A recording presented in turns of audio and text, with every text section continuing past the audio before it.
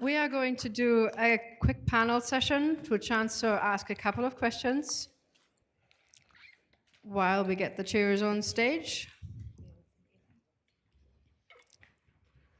Do you just want to take it? Yeah,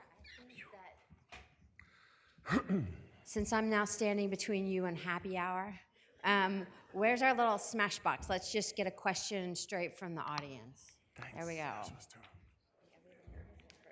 Yeah. Oh, I should turn off. Panel sales, come on. Yeah. We're just gonna go right in. Wait for them to sit. Yeah. Hi, thank you all for your wonderful talks. Really enjoyed it. Question is for Aubrey. One would imagine that as a human response to crisis, there will be predictably similar kind of responses to a stressful situation. But has there been a reaction which you thought would have similar kind of reactions among a broad set of people, but ended up having a wide variance of reactions instead?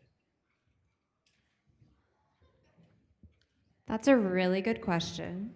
It's a hard question.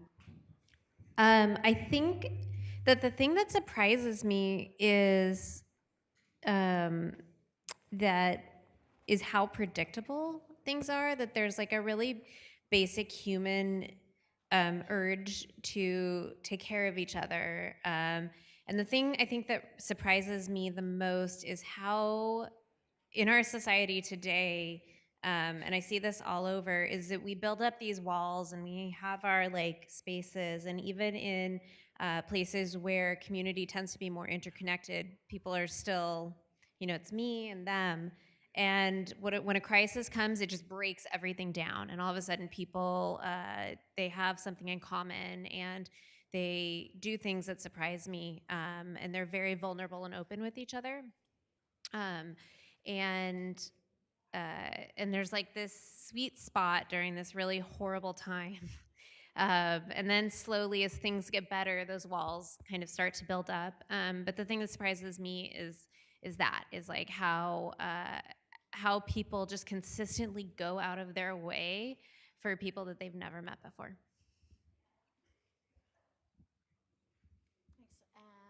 Go for it. You've got the box. Yeah, so I have a question for Rebecca, and really appreciated the way the analysis of a real problem that we have today in the digital age. But I would really ask her about some recommendation for how to better design to tackle this issue. Focus on interaction designer and design practitioner in general. Yeah, I love that.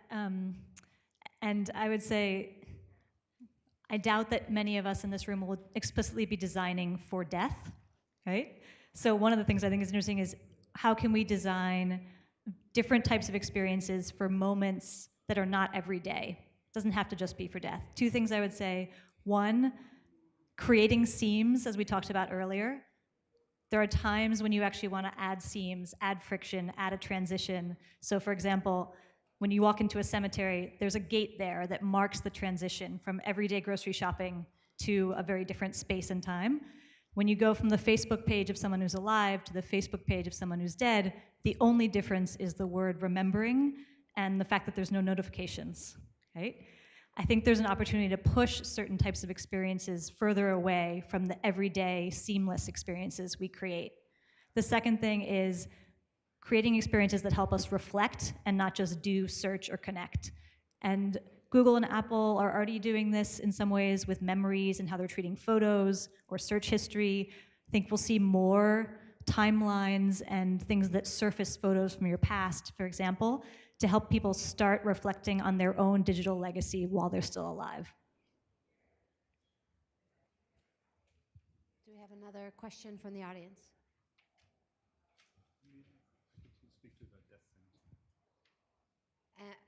No. And do we have one from the interwebs? I have a question. It's off topic, but if you had more free time in your day, what would you do?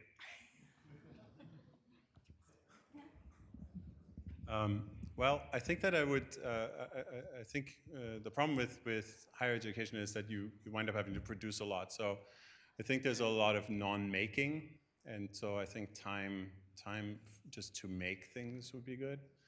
Maybe one of the things that I would do more of is related to your answer, which is that about 25 years ago, a friend of ours was dying of cancer, and so we all bought grave lots in Los Gatos together.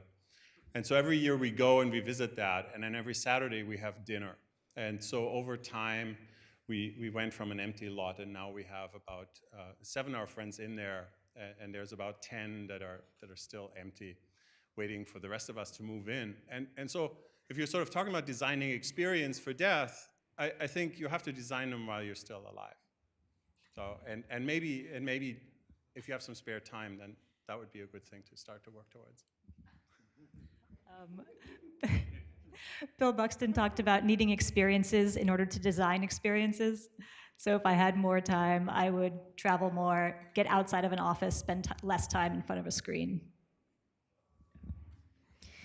I don't know if this is inspired by your talk, but I feel like I would need to spend more time with my parents and my in-laws while they're here. That definitely made me appreciate that.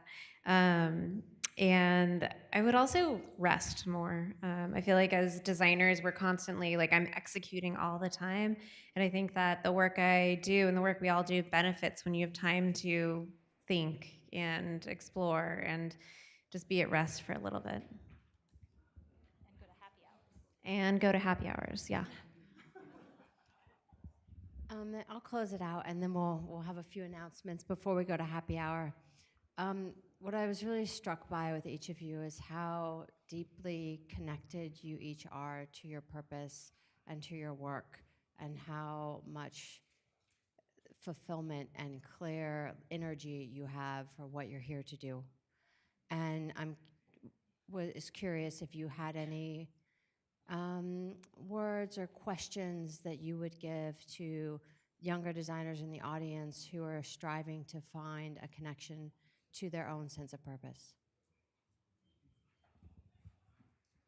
All right. Well, so I think I was struck with the first talk of this evening by Chris, and when he was basically showing us the way that they were conceiving of learning outcomes, right? And so they had this pyramid of hands, head, and heart, and the heart base was kind of the biggest. And I sort of would say that if you're not in it with your heart, and if you don't sort of rarefy it, or you don't ground it in a physical craft or making, then I think you're sort of an incomplete person. So I would just say that finding what that is a really important thing, because if you're just working towards that sort of human-centered extinction, then I don't know why you're in it, right? Because you can't. Somebody asked Donald Rushkoff a question about where to escape to when everything goes south. Donald Rushkoff is a writer that wrote a book called Program or Be Programmed. And they were asking him if they should find property in Alaska or in New Zealand. And after they had a sort of discussion about that, the second question was, how do we make sure that the guards don't kill us once money is no longer an incentive to be employed for somebody? They could just take the house, right? Because they're stronger and they're better trained. So they're all like soldiers of fortune or something. And Donald sort of said, well, treat them better now. And I think that's sort of like, if we're just making black pants, then we're just having to buy a house in New Zealand or something. I mean, I think that kind of sums it up, but I would just add, so I teach this class called Designing for Death. There's also a class at Stanford called Designing for Life, and one of the things they do there is have people notice when you're happiest at work and in life. And I try to think about that, like, when do I come home and my face hurts from smiling? And on those days, what was I doing? And I want to just do more of that. Good. I would say, so right now I love my job. I feel so lucky to get to work on these kind of products that really help people. And, but the way that I got here, I kind of always joke that like any content strategist over the age of 30 either has like a ton of student debt and a degree in Russian literature, or it just has like the windiest road. Like we always have very interesting career paths. And so I spent years working in like insurance companies or making websites for plastic surgeons and stuff. So what I would say is that when you're young and early in your career, you have weird jobs and things that you don't enjoy or don't fit the mold of what you think you're going to do. But it's because of all those experiences that I'm equipped to do what I do now. And so even though it can be frustrating and you can feel like a failure, especially in the Bay Area, where everyone seems to be like having everything together from the time that they're 20, because I am intimidated by our interns. It's not true, and you should like think about what you're learning and think about how that can help you in the next thing that you do. Let's give these amazing speakers a round of applause. And Daniela, that's over to you. Yes, thank you so much. If you'd ask me, I would say I'd want to spend more time with people like these and the other speakers and all of you. So thank you again so much for coming out, for sticking around till the end.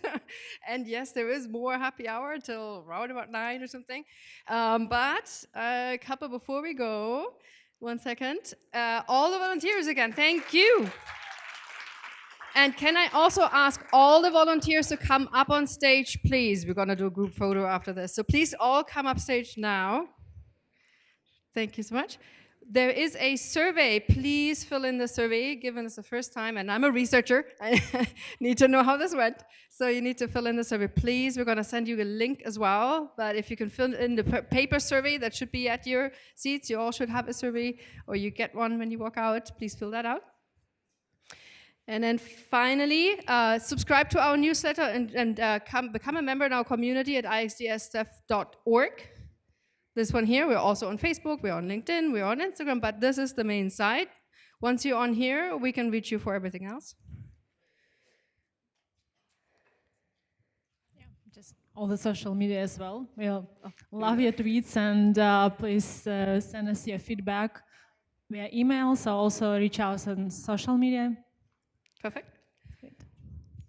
And we're going to have another annual conference, and this is going to be in February next year in Milan, Italy. Please, who would not want to go there? And I do want to say we have a representative from the organizers of that conference in the room. It's Leandra Agro over here.